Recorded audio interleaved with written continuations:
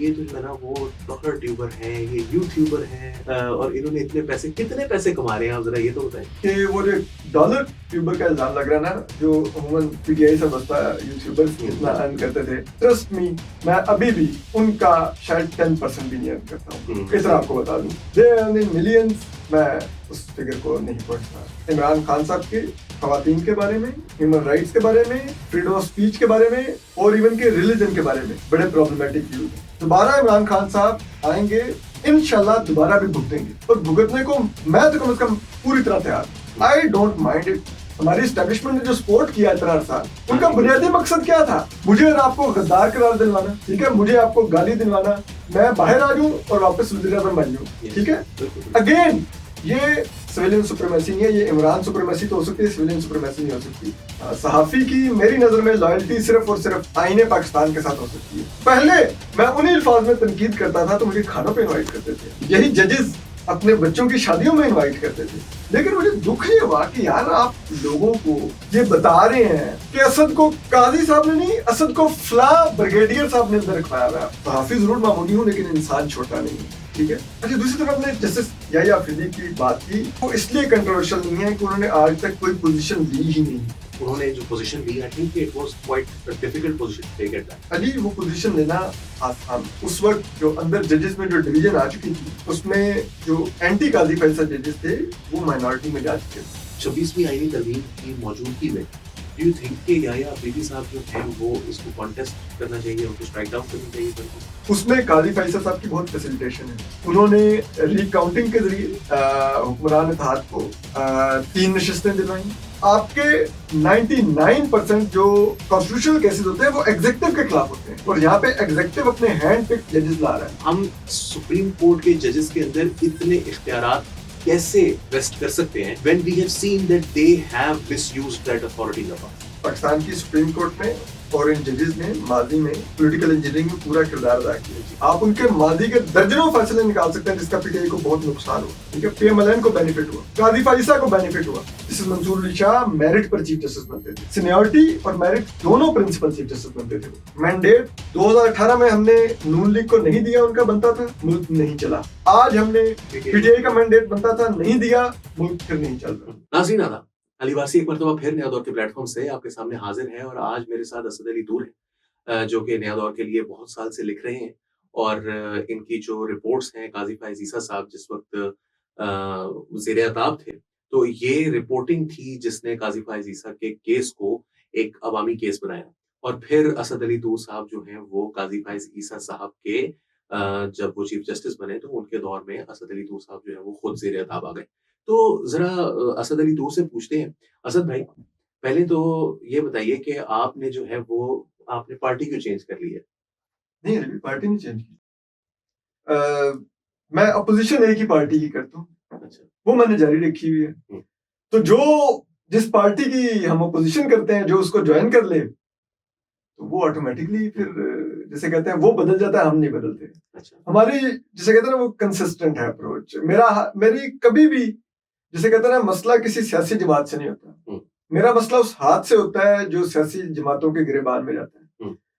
तो मैं उस हाथ को फॉलो कर रहा होता हूँ, ठीक है, कि वो किसके गिरेबान में है। तो अब जिसके भी गिरेबान में होता है वो उस वक्त मेरी तनकीद का बेनिफिशियरी बन जाता है, क्योंकि हम तो उसके आईनी हकूक की बात कर रहे होते हैं, उसके जमहूरी हकूक की बात कर रहे होते हैं। जब वो पावर में आ जाते हैं और वो उस हाथ के लाए बन जाते हैं और फिर वो दूसरे के गिरेबान में हाथ चला जाता है, तो उस वक्त लोगों को लगता है कि शायद असद अली तूर पार्टी बदल गई, लेकिन हमारी पार्टी एक ही है। अच्छा, ये एक रेजिंग डिबेट भी है पाकिस्तान के अंदर इस वक्त। बहुत सारे लोग हैं जो ये कहते हैं कि जो लिबरल, फॉर एग्जांपल सलमान अकरम राजा साहब जो कि खुद भी एक अपने आप को आइडेंटिफाई करते हैं एज अ लिबरल, उनका और मतलब एस्टैब्लिश्ड क्रेडेंशियल्स के साथ। तो सलमान अकरम राजा साहब जो हैं उन्होंने कुछ अर्सा पहले ये कहा कि लिबरल जो हैं वो एस्टैब्लिशमेंट के साथ, जबकि लिबरल से, क्योंकि मैंने भी कुछ लोगों से बात की इसी हवाले से, उनके भी बड़े एस्टैब्लिश्ड क्रेडेंशियल्स हैं अबाउट ह्यूमन राइट्स और हर दौर के अंदर जो है वो ज़ेर अताब रहे हैं। तो उनसे जब मैंने ये बात करता हूँ तो वो ये कहते हैं कि भाई इमरान खान साहब जो हैं वो उन ही stands for everything that we have always stood against.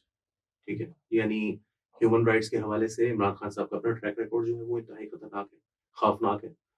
आप तो खुद उसके जो है वो एक विक्टिम रहे हैं, और फिर ख़वातीन के हकूक़ हों, उनके जो बयानात हैं वो सब हमारे सामने मौजूद हैं। तो ऐसी सूरत में जो बहुत से दोस्त आपकी तरह के हैं, उनका जो स्विच है, वो ये कहता है कि वो उससे लोगों को लगता है कि भई ये तो जो है ना वो एस्टेब्लिशमेंट वाला मामला नहीं है सच। ये तो जो है ना वो डॉलर ट्यूबर हैं, ये यूट्यूबर हैं और इन्होंने इतने पैसे कितने पैसे कमा रहे हैं आप ज़रा ये तो बताएँ? अली भाई सोहेल बड़ाइच साहब जो है ना, वो आपको याद होगा वो पूछते थे ये सवाल कि कितने पैसे कमा लेते हैं? मैं अली भाई, वो कहते हैं कि खातून से उम्र और मर्द से उसकी उसकी तनख्वाह इनकम नहीं पूछनी चाहिए, लेकिन मैं आपको इतना जरूर बता सकता हूँ कि मैं अल्हम्दुलिल्लाह इतने जरूर कमाता हूँ कि मुझे किसी की मोहताजी नहीं है। हुँ। मैं अपने शौक पूरे करता हूँ। ये मैंने पूरा स्टूडियो जहाँ पर अभी बैठे हुए हैं अपनी कमाई से खड़ा किया है, हुँ। और वो कि उसके बाद बचा कुछ नहीं मेरे पास, लेकिन ये है कि मैंने I could have afford this all जो मैंने किया। ठीक।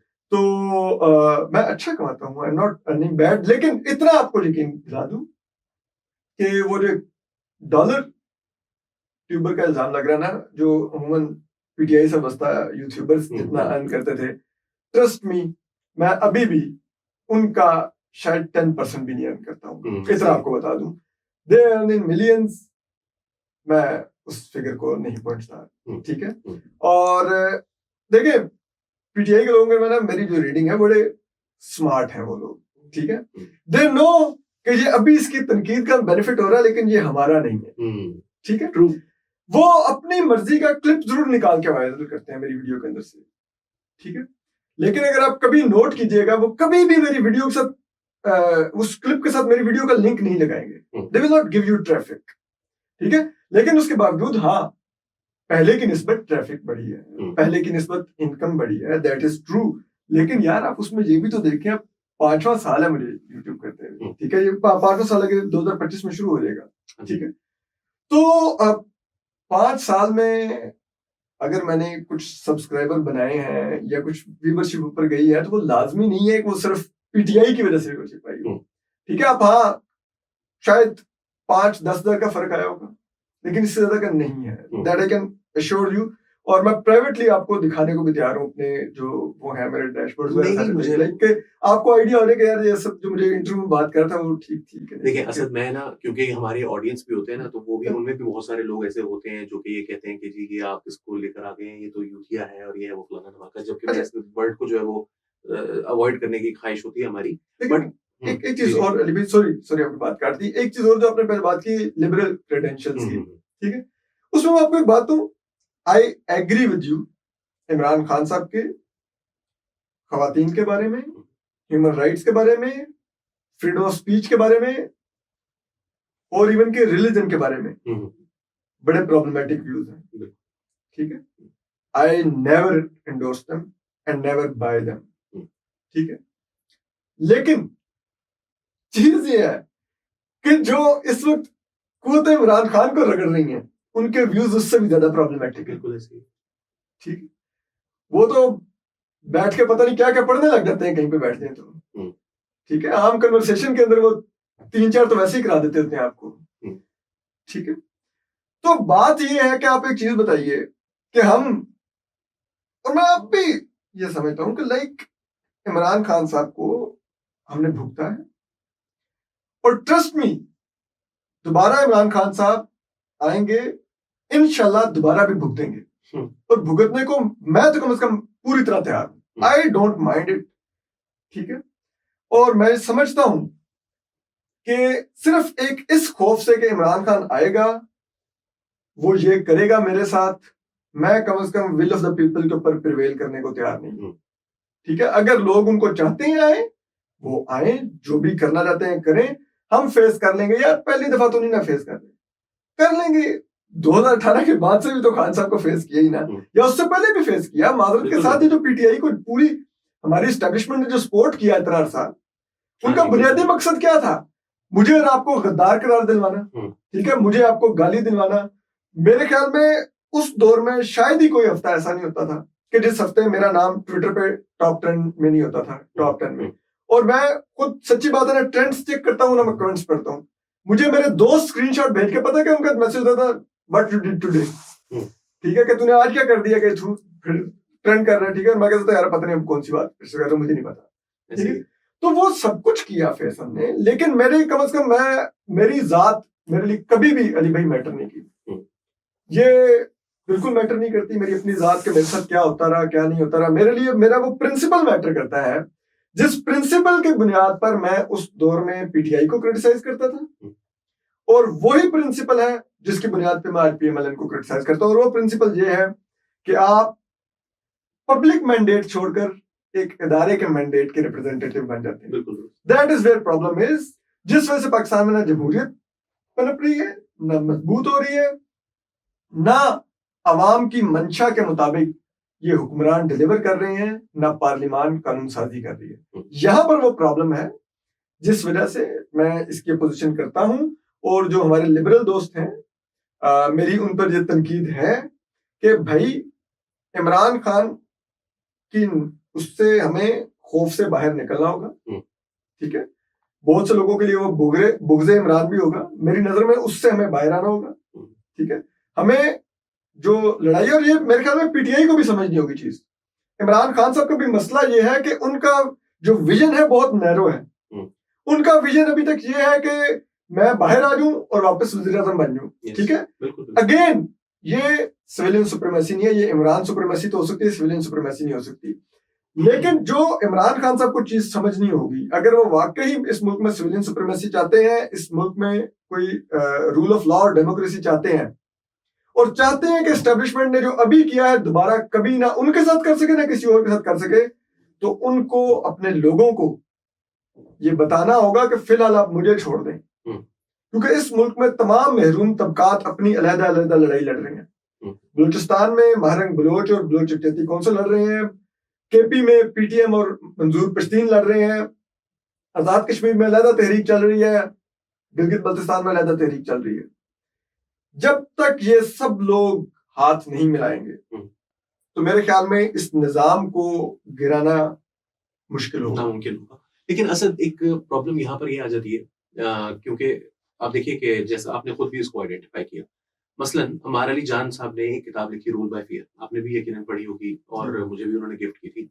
उसके अंदर उन्होंने ये कहा कि जो पाकिस्तान के अंदर जिनका आपने जिक्र किया, फॉर एग्जांपल महारंग बलोच का आपने जिक्र किया, पश्तून तहफ़्फ़ुज़ मूवमेंट है, इसके अलावा औरत मार्च है, या दीगर बहुत सारे जो एनवायरनमेंट क्लाइमेट मार्च वगैरह हुए, सब लोगों ने मुख्तलिफ जगहों पर, और लाहौर की हद तक मैं इससे थोड़ा बहुत आई मीन नो कि लोगों ने जो है वो एक दूसरे के साथ कोऑपरेट भी किया।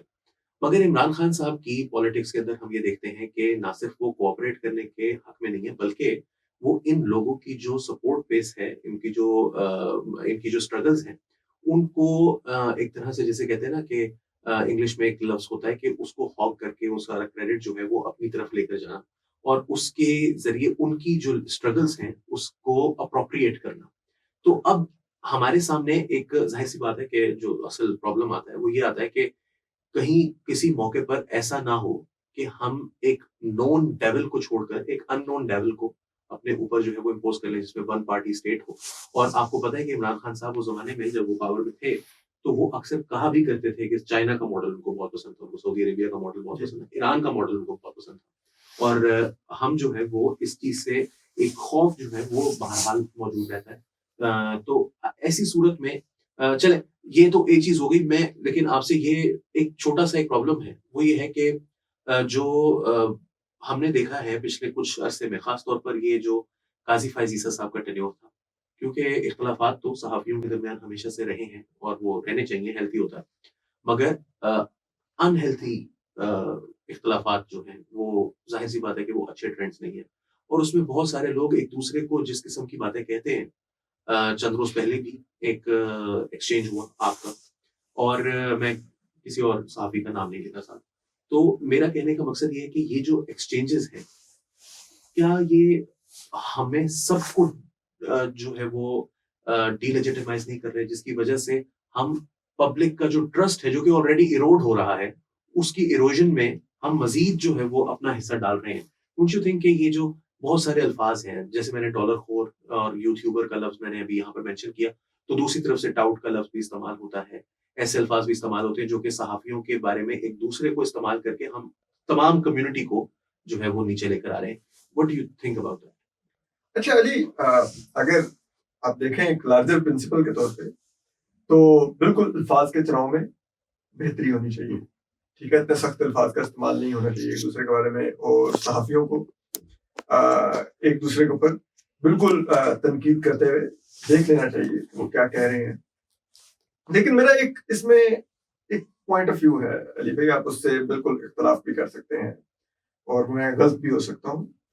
वो ये है कि मैं इन्हीं अल्फाज में तनकीद जब फौजी जर्नलों पर कर लेता हूँ, ठीक है, मैं पॉलिटिशियंस पर कर लेता हूँ, मैं ब्यूरोक्रेसी पर कर लेता हूँ, मैं जजेस पर करता हूँ, या तो आप कहें कि आपका जब जजेस और जर्नलों के बारे में जब आप आते हैं तो आपके अल्फाज का चुनाव मुख्तलिफ होता है। जब अपने सहाफी भाई भी आते हैं, नहीं होता है, मैं ये इल्जाम नहीं आता, ठीक नहीं, मैं ये कह रहा हूँ कि जब मैं उधर कर लेता हूँ तो फिर मैं इधर भी नहीं छोड़ूंगा कि मैं कहूँ कि मेरी अपनी बिरादरी आ जाए तो मैं आई शुड बी केयरफुल। दूसरी बात जहां तक रहेगी कि वो इख्तलाफ क्यों इस हद तक बढ़ा, देखिए मेरी उसमें एक बड़ी क्लैरिटी है मुझे कि हमारी जो पहले लड़ाई थी, ठीक है, या आप कह लें कि हमारी जद्दोजहद थी या हमारी तनकीद थी या हमारी सहाफत थी, वो ये नहीं थी कि आप इमरान रियाज, सदीक जान, इन लोगों को उठा के हमें अपनी गोद में बिठाएं, ठीक है, बिल्कुल। हमारी वो पॉइंट ऑफ व्यू एक लार्जर काज के लिए था। सहाफी की मेरी नजर में लॉयल्टी सिर्फ और सिर्फ आईने पाकिस्तान के साथ हो सकती है, ठीक है, और किसी चीज के साथ नहीं हो सकती, किसी सियासी जमात के साथ भी नहीं हो सकती, ठीक है, ना ही किसी इदारे के साथ हो सकती है, ना किसी शख्सियत के साथ हो सकती है। यहां पर मेरा इन लोगों पर एतराज ये था कि ये लोग, जब पहले मैं उन्हीं अल्फाज में तनकीद करता था तो मुझे खानों पे इनवाइट करते थे, ठीक है, यही जजेस अपने बच्चों की शादियों में इनवाइट करते थे, ठीक है, अल्फाज का, और मैं तब भी इनके कोलीग्स के बारे में यही लफ्ज इस्तेमाल कर रहा था जो मैंने बाद में इनके बारे में इस्तेमाल किए, तो तब तो इनको प्रॉब्लमेटिक नहीं लगते थे कि असद बदतमीज है, असद तो देखो बात कैसे करता है, ये कोई कहने वाली बात थी।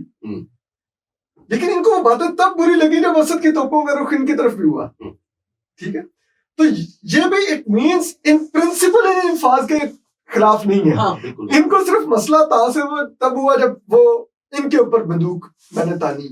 चीज ये है कि भाई मैं पहले भी यही था, मैं आज भी वही हूं, आप लोग सोचें किस तरफ खड़े हैं। मैं जो आप किसी के बारे में भी रेफरेंस दे रहे थे, ठीक है, मैं तो बड़ी इज्जत करता था, मैं तो खाना घर आना जाना सब कुछ था यार, मैं जेल गया, आप लोगों को फोन करते रहे किसी के बिहाफ पर कि जनाब वो असद के लिए ट्वीट ना करो, बात क्यों कर रहे हो यार, आप बेशक मत करते, आपका मेरे से पॉइंट ऑफ व्यू का डिफरेंस हो गया था, मुझे कोई इतराज नहीं है। मेरे बहुत से कई दोस्त मेरे ऐसे थे जिनका मुझसे इख्तलाफ था, उन्होंने नहीं मेरे लिए ट्वीट किया, किसी से मुझे कोई गिला नहीं, क्योंकि हो सकता है उनको लगता हो मैं गलत हूं, और मैं कभी भी अपने आप को हरफ आखिर नहीं समझता। हो सकता है कल 10 साल बाद मैं सोचूं कि उसने जो मैंने पोजीशन दी थी वो ठीक नहीं थी, लेकिन मुझे जो अभी उसके मुताबिक, हालात के मुताबिक लग रहा है, मैंने वो पोजीशन रखी भी अपनी, उसको कोई किसी नजर से भी देखे इतना यकीन दिला सकता हूँ कि उसमें कोई मेरा माली मुफाद नहीं बचता, ठीक है, लेकिन चले।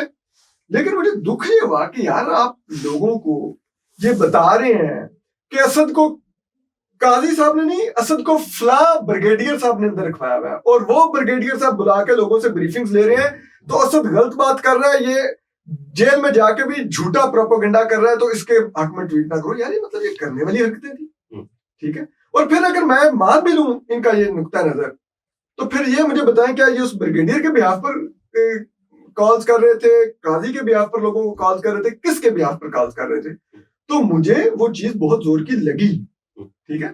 तो फिर जाहिर बात है यार, मेरा ये मानना है कि जिस तरह एस्टैब्लिशमेंट कहते हैं ना कि जो हमारे सेफ हाउसेस में आके एक बार बैठ के हमसे मवाद लेके चला जाएगा तो फिर वो लाइन की दूसरी तरफ नहीं जा सकता, तो फिर हमारा भी अब मेरिट यही होगा कि जो एक बार लाइन के इस तरफ है, लाइन के उस तरफ जाके अगर हम पर पथराव करेगा तो ये तो एक इस तरह के वाकयात जो हैं वो बिल्कुल देखने में आए हैं पिछले बहुत सारे अरसे के अंदर, लेकिन एट द सेम टाइम बहुत सारे, फॉर एग्जांपल मैं आपके बारे में एक बात जानता हूँ, वो ये है कि मेरा आपसे अक्सर इख्तलाफ भी हम ट्विटर पर भी पूछ लेते हैं कि असद भाई आपको नहीं लगता कि ये आप गलत कह रहे हैं, और बहुत सारी दफा जो है वो वैसे आपस में बहुत सारी बातें होती हैं जिसके ऊपर हम इख्तलाफ करते हैं, but at the same time ये सिर्फ इस एक वाकये की बात नहीं है। बहुत सारे लोगों ने एक दूसरे के वीलॉग्स में जो इकट्ठे वीलॉग्स करते थे, वो अब वीलॉग्स इकट्ठे नहीं करते बल्कि एक दूसरे के खिलाफ वीलॉग्स कर रहे होते हैं। और मैं कल जो है वो कुछ सहाफ़ियों के साथ हम बैठे हुए थे, तो आपके बारे में भी बात हो रही थी और लोगों के बारे में भी बात हो रही थी और मैंने वहाँ पर भी यही सवाल रेज़ किया। मैंने कहा कि आप ये क्यों, तो ऐसा लगता है कि जैसे एक बिटरनेस जो है, वो ऐसे लेवल पर पहुँच गई है कि जहाँ पर इसको बिल्कुल नहीं होना चाहिए था। और एरर ऑफ जजमेंट बिल्कुल जो है वो ग्रांटेड होना चाहिए। जैसे आपके बारे में मैं ये बता सकता हूँ कि आपने बहुत साल जो है वो इस, अगर आपके 5,000 व्यूज़ पर वीडियो बढ़ गए हैं, तो आपने बहुत साल जो है वो बहुत से व्यूज़ लूज़ भी किए हैं, इसी वजह से। तो बहुत सारे लोग जो हैं, उन्होंने व्यूज़ जो हैं वो उनके लिए मैं नहीं मानने के लिए तैयार कि असद अली दूर या मतीउल्लाह जान जो हैं, वो कभी ज़िंदगी में व्यूज़ की खातिर जो है वो पैसों की खातिर जो है वो अपने प्रिंसिपल्स को बेचेंगे। बहुत सारे लोगों के बारे में मेरा दूसरी साइड पर भी ये व्यू है, जो कि ऑफिशियली जो है वो कई दफा उठाए जा चुके हैं, मारे खा चुके हैं, केसेस उनके ऊपर हो चुके हैं। डोंट यू थिंक कि इसको, टेम्परेचर को नीचे लाना जरूरी है? और क्या याहिया अफरीदी साहब के चीफ जस्टिस होते हुए, because he has largely been uncontroversial, जो सारी ये फटा था उसके अंदर उनकी जो पोजीशंस हैं, वो अगर उन्होंने चाहे ठीक ली है या गलत ली है, ज्यादा बोलते नहीं है, वो बोलते कम है, तो इसका एक बहुत बड़ा एडवांटेज होता है ना, कभी कभार आपको चुप रहने से भी बहुत ज्यादा फायदा मिल जाता है। तो आपको लगता है कि over the next few months और ईयर्स ये रिपेयर होने के कोई इम्कानात है आपकी तरफ से? आपको लगता है कि आप तैयार होंगे अगर दूसरे जो है वो एक ओपन और एक ऑनेस्टली आपसे अगर कहते हैं कि हाँ ये गलती हुई थी, तो आप भी कहेंगे कि हाँ मुझे भी सख्ती नहीं होनी चाहिए थी? देखिए वो तो अभी भी मैं हमेशा हर वक्त इसके लिए ओपन होता हूँ, ठीक है। लाइक मैंने पहले कहा कि मैं कभी मेरे लिए मेरी जात मैटर नहीं करती, ठीक है। और मैंने मुझे नहीं मालूम अगर कोई और भी ये वीलॉग करने वाले ने कभी किया हो, तो मेरे इल्म में नहीं है कम से कम। मैं शायद वाहिद वीलॉगर हूँगा कि अगर कभी खबर गलत हो जाए तो मैं अपने वीलॉग में बैठ के उस खबर पे माजरत करता हूँ और अपने व्यूवर से ज्यादा माजरत करता हूँ, क्योंकि मुझे होता है कि यार आप मुझ पे ट्रस्ट करते हैं, मैंने आपको गलत खबर दे दी थी, ठीक है। तो मैं मुझे बिल्कुल इस चीज में नहीं होता, कोई एक्नॉलेज करे कि उन्होंने क्या किया, तो ये भी कोई वो नहीं है मेरा कोई, मैं सहाफी जरूर मामूली हूँ लेकिन इंसान छोटा नहीं हूँ, ठीक है। मैं बिल्कुल इसके लिए तैयार हूँ, लेकिन एक चीज हमें ये सोचनी होगी अली भाई कि माजी में सब लोगों का, आप जैसे मेंशन कर रहे हैं, बहुत से लोगों ने सफर किया, ठीक है। मैं तो आज भी उन सबका अपने वीलॉग में, कभी बावजूद उनका नाकिद होने के भी, जब मैं सीरीज ऑफ इवेंट्स डिस्कस करता हूँ कि इमरान खान के दौर में भी ये हुआ, तो मैं सबके नाम लेता हूँ कि इसके साथ ये हुआ, ठीक है। और मैं किसी की वो नहीं कह रहा कि वो उनकी कुर्बानी नहीं थी, ठीक है। लेकिन हमें ये जरूर सोचना चाहिए कि आज हम इमरान खान के दौर में हमने मारे खाई, आज लोगों को मारे पड़ रही हैं और हम उसको जस्टिफाई कर रहे हैं, ठीक है। दैट इज समथिंग वेरी, बहुत ही अफसोसनाक है ये मेरे लिए देखना। अच्छा, दूसरी तरफ आपने जस्टिस याहिया अफरीदी की बात की, देखिए जो वो सो कॉल्ड, अगर वो कंट्रोवर्शियल नहीं है, चीज ये है कि वो इसलिए कंट्रोवर्शियल नहीं है कि उन्होंने आज तक कोई पोजीशन ली ही नहीं है, ठीक है। एक तो होता ना कि कभी आपके हक में भी कोई फैसला दिया होता, तो हो सकता है मैं उनका नाकिद होता, मैं मुतासरा पार्टी होता, या मेरे हक में दिया होता तो आप फाइजीसा वाला फैसला उन्होंने दोनों मर्तबा, उन्होंने एक दफा ऑथर जज थे वो जो सबसे लंबा इख्तलाफी नोट था, दूसरी दफा रिव्यू में उन्होंने फैसला लिखा और वो बड़ा 3-4 लाइनों का फैसला था, which also sort of give an impression के हमारा ये फैसला है और सब लोग पीछे हट जाए, हम कोई रीजंस भी नहीं दे रहे, तो एक वो असर्टिव फैसला था। तो I think at that point उन्होंने जो पोजीशन ली, I think it was quite a difficult position to take at that time. उस वक्त अली वो पोजीशन लेना आसान था, अच्छा, ठीक है। उस वक्त एक जो अंदर जजेस में जो डिवीजन आ चुकी थी, उसमें जो एंटी काजी फैसला जजेस थे वो माइनॉरिटी में जा चुके थे, ठीक है। लेकिन उसमें भी अगर आप देखें तो याहिया अफरीदी साहब का एक तीसरा नोट था, ठीक है। वो ना माइनॉरिटी के साथ थे ना मेजॉरिटी के साथ थे, मेजॉरिटी में भी उनका एक अलग नोट था, ठीक है। वो हमेशा ये करते हैं, ठीक है। इस वजह से जब वो ना किसी के हक में गए ना किसी के खिलाफ गए, तो किसी के लिए भी कंट्रोवर्शियल नहीं है। लेकिन माजरत के साथ अब वो चीफ जस्टिस पाकिस्तान है, ठीक है। तो मेरे लिए बहुत तकलीफ में है एक बेख्तियार चीफ जस्टिस देखना इस मुल्क में, और यहाँ पर बैठकर अब वो ये भी नहीं कर सकते कि अब वो कोई पोजीशन मत लें, क्योंकि ये पोजीशन ऐसी है कि इस पर आपको पोजीशन लेनी पड़ती है। लेकिन अभी तक इंतहाई माजरत के साथ वो वही करने की कोशिश कर रहे हैं जो वो चीफ जस्टिस बनने से पहले करने की कोशिश करते हैं, जिसका नुकसान उनके अपने इमेज को भी हो रहा है और अदलिया के इदारे को भी हो रहा है। ये मेरी ओपिनियन है। I can be wrong, I can be biased, but like ये मैं 26th अमेंडमेंट पास हुई तो उस वक्त आई डोंट थिंक कि किसी जज ने जो है वो उसको रोकने की कोई उसकी पावर होनी चाहिए। जब पार्लियामेंट जो है वो एक डिसीजन ले रही हो और उसके अंदर आपने देखा कि टू एन एक्सटेंट ऑपोजिशन की भी पार्टीज ने उसके साथ या तो वोट किया, फॉर एग्जांपल मौलाना फजल रहमान ने या जो भी आप कहें अख्तर महंगल की पार्टी के जो 2 सेनेटर्स थे उन्होंने वोट दिया। और दूसरी तरफ जो सिचुएशन है वो पाकिस्तान तहरीक इंसाफ की है, वो भी इतनी कोई वोकल नहीं थे उस वक्त। बाय एंड लार्ज वो दे हैड बीन शोश, जिसको कहते हैं ना, खामोशी उन्होंने इख्तियार कर ली थी। तो ऐसी सूरत में क्या 26वीं आईनी तरमीम की मौजूदगी में डू यू थिंक कि याह्या अफरीदी साहब जो हैं वो इसको कॉन्टेस्ट करना चाहिए, उनको स्ट्राइक डाउन करनी चाहिए 26 में?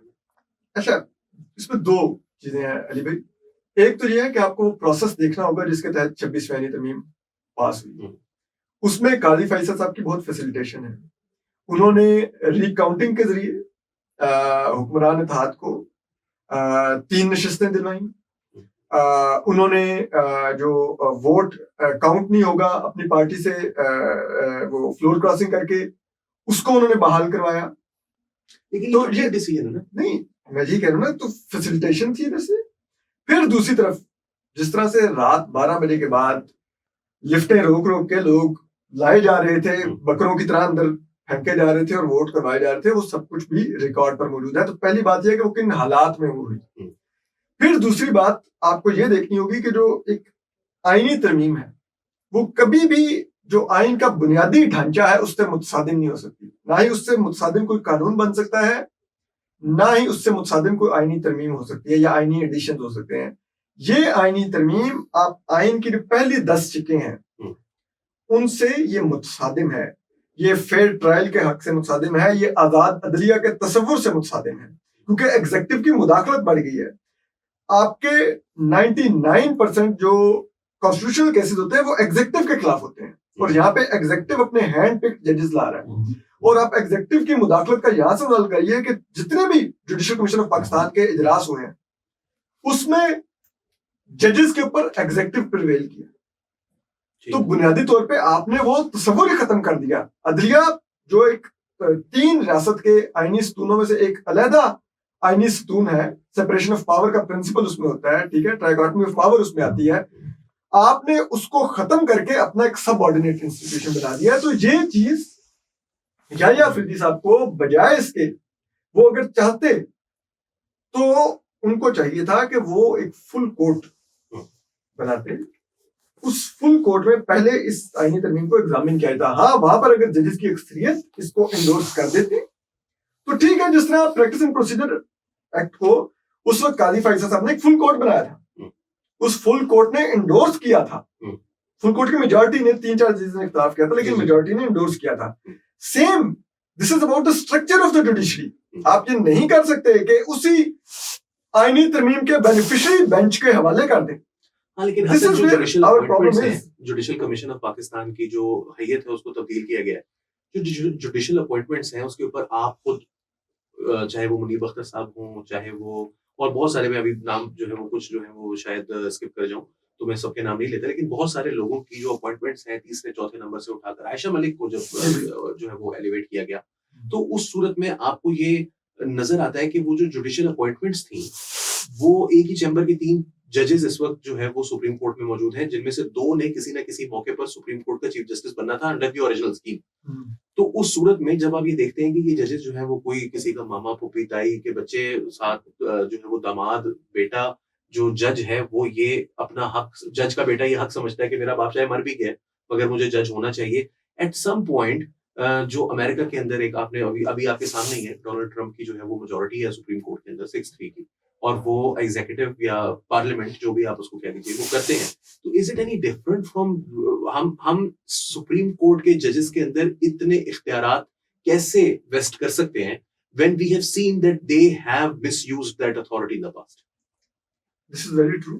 पाकिस्तान की सुप्रीम कोर्ट में और इन जजेस ने माजी में पॉलिटिकल इंजीनियरिंग में पूरा किरदार अदा किया। जी।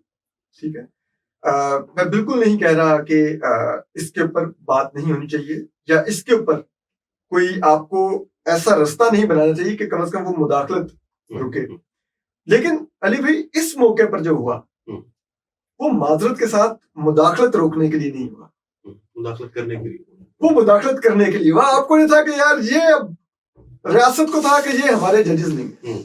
माजी में जब उनके जजेस थे तो वो जितना मर्जी गलत करते रहे, ये पीछे उनके डंडे उठा के खड़े रहे कि कोई नजदीक आके देखेंगे। ठीक है, जब आपको हुआ कि ये हमारे जजेस नहीं है, हालांकि बावजूद इसके कि उनमें से खुसूसन मैं जस्टिस मंसूर अली शाह का जरूर कह सकता हूँ कि वो प्रो पीटीआई जज नहीं है।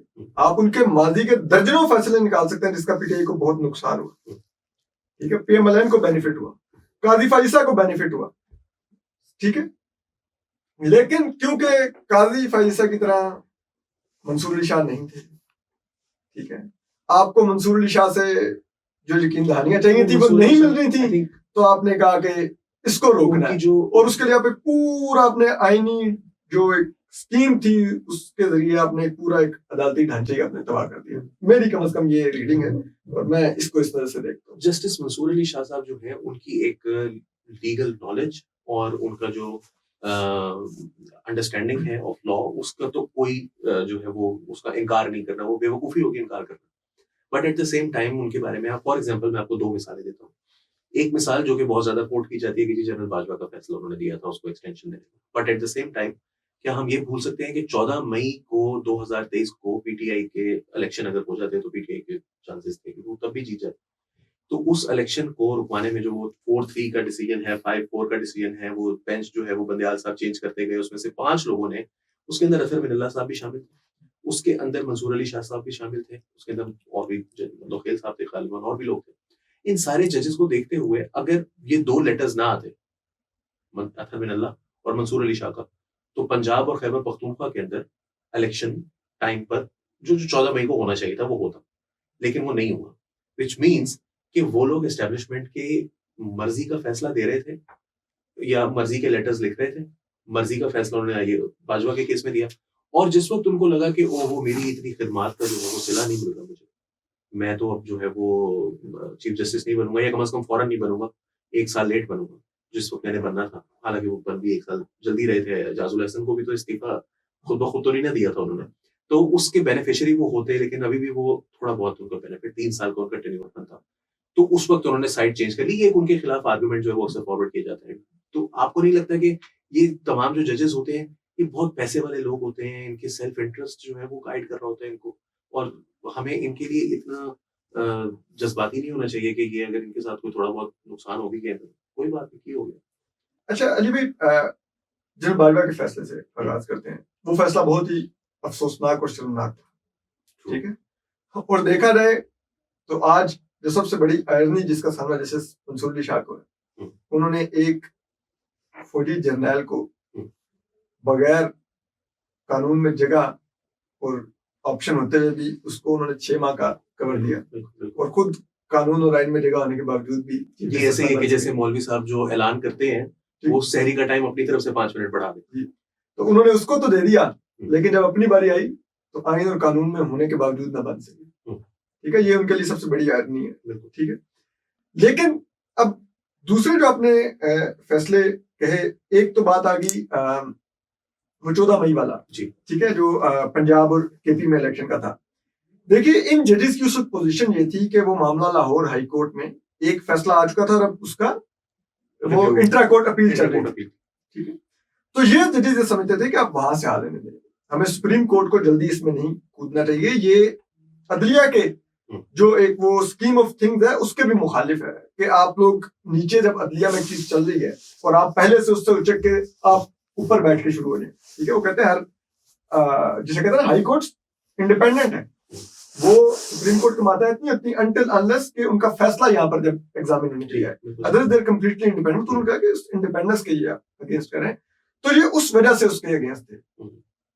दूसरी जहां तक चीज रही कि फिर जिस तरह का ये इलेक्शन हुआ, उसके बाद जो जुलाई में आया उसको बहुत से लोग इस नजर से देख रहे हैं कि इन्होंने इसलिए ये किया कि ये इनको ये खर्चा था कि मैं 1 साल बाद चीफ जस्टिस बनूंगा, ठीक है, तो ये फौरी बनना चाहते थे। ऐसा नहीं था। देखिए एक चीज, सॉरी आपको कट करूंगा, इसको ऐड करती है एक चीज, वो ये है कि अगर वो 12 जुलाई का फैसला होता सिर्फ, तो हम ये बात, आपकी जो बात है कि शायद ऐसा ना हो, उनको वाकई लीगली लगता हो, लेकिन एक खत आया, फिर डिटेल जजमेंट आई, फिर एक और खत आया, उससे ये इस तासुर को तकवीयत मिलती है कि he is not a completely, जिसे कहते हैं ना, न्यूट्रल और फेयर प्लेयर। ऐसा लग रहा है कि जैसे ही is trying to manipulate the things in his favour at some point, although I am not saying कि उनका जो है वो पोजीशन जो है वो लीगली गलत थी। अच्छा अली भाई, पहली बात कि वो उनका इंडिविजुअल खत नहीं था, ठीक है, वो क्लैरिफिकेशंस थी और वो उन मेजॉरिटी जजेस की क्लैरिफिकेशन थी, जो 8 जजेस का फैसला था, ठीक है। तो अगर तो वो एज ए इंडिविजुअल लिख रहे थे तो आप कहते हैं कि यार ये देखो लगे हुए हैं, तो 8 जजेस का मतलब है कि 8 के 8 जजेस समझते थे कि जिस अंदाज में बाहर चीजें चल रही हैं, ठीक है, वो उनके फैसले को अंडरमाइन करने की कोशिश की जा रही है, ठीक है। दूसरी बात ये रही कि देखिए जिस पॉइंट पर वो पीटीआई को रिस्टोर कर रहे थे, वो पॉइंट तो काजी फैसला भी मान रहे थे कि मेरे फैसले की गलत तशरीह हुई, ठीक है। तो फिर अगर गलत तशरीह हुई तो फिर चीजें तो फिर वहीं से जाएंगी, शुरू होंगी ना। तो उन्होंने तो सिर्फ क्लॉक रिवर्स किया, और उन्होंने कहा कि पीटीआई एज ए पार्टी मौजूद थी और वो उनका हक बनता, उन्होंने रिस्टोर कर दिया एज ए पार्टी उसको। तो इसमें अब इस बुनियाद पे इसको ये टैग कर दिया देना कि वो पीटीआई के साथ मिल चुके थे या वो अपने इंटरेस्ट को प्रोटेक्ट करने की कोशिश करते, नो डाउट। लाइक मैं कई दफा जैसे मंसूर अली शाह पर भी तनकीद कर चुका हूँ कि यार ये भी वो जैसे कहते हैं टिपिकल पंजाब एलीट फैमिली है, ठीक है।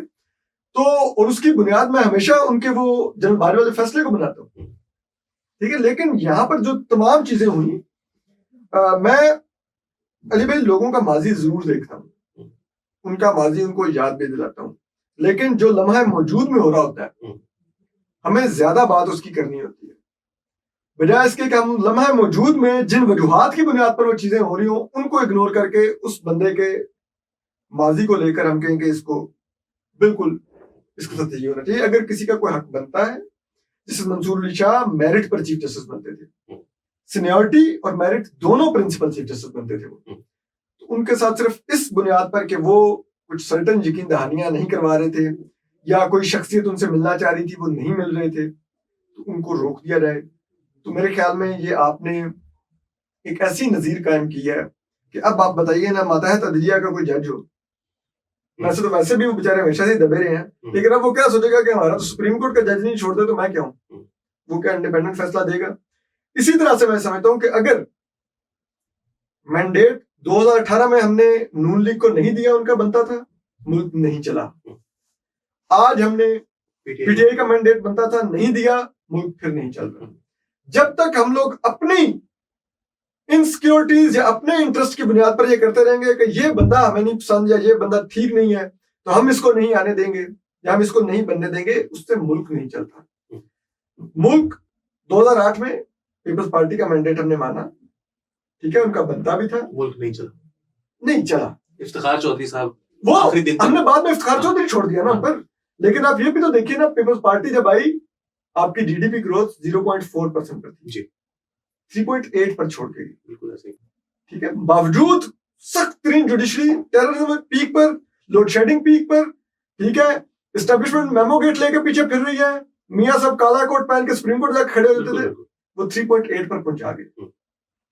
पीएमएलएन उनका 2013 मैंडेट बनता था, उन्हें माना, दिया।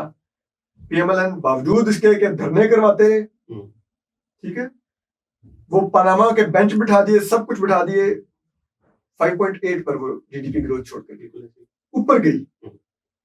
पीटीआई के दौर में नीचे आई कि नहीं आई, ठीक है। इस दौर में बावजूद इसके कहला के ये कहते हैं हम सबसे एक्सपीरियंस्ड जमात और पॉलिटिशियंस हैं, इन एक्सपीरियंस से भी मुल्क नहीं चल रहा, ठीक है। तो जब तक इस मुल्क में आप जिसका जो मैंडेट है वो सबसे बड़ा क्राइसिस है, उसके बगैर नहीं आएगा। मैं आज ट्रिब्यून की स्टोरी पढ़ रहा था, उसमें उन्होंने बताया कि ये टेक्सटाइल की हमारी जो वो एक्सपोर्ट्स हैं वो ऊपर जाने के बजाय वो वहीं पर अब रुक गए और उसकी वजह उन्होंने बताई। उन्होंने कहा कि हम बांग्लादेश से फायदा उठा सकते थे, अभी जो बांग्लादेश में क्राइसिस आया, उन्होंने कहा लेकिन हुआ ये कि जितना भी इंपोर्टर था जो वेस्टर्न था, वो बांग्लादेश से वो ऑर्डर्स पाकिस्तान शिफ्ट करने को इसलिए तैयार नहीं हुआ क्योंकि यहाँ पर पॉलिटिकल अनसर्टेनिटी है, और वो इसकी बजाय फिर वो वियतनाम चला गया। तो बताइए ना किस तरह के हमें क्राइसिस और किस तरह के चैलेंजेस हैं सिर्फ इस वजह से कि हम mandate will of the people मानने को तैयार नहीं है। हमारे यहाँ विल ऑफ इंस्टीट्यूशन प्रिवेल कर रही है, और जब तक वो करेगी ये मुल्क कभी नहीं बेहतर होगा। इससे मजीद नीचे तो जा सकता है, इससे वापस नहीं आ सकता। तो इसी हैप्पी नोट पर हम जो है वो अपने जो है वो इस डिस्कशन का इख्तिताम करते हैं। ये डिबेट जो है वो असद बिल्कुल जारी रहेगी हमेशा, और पाकिस्तान के अंदर आपके साथ भी और लोगों के साथ भी।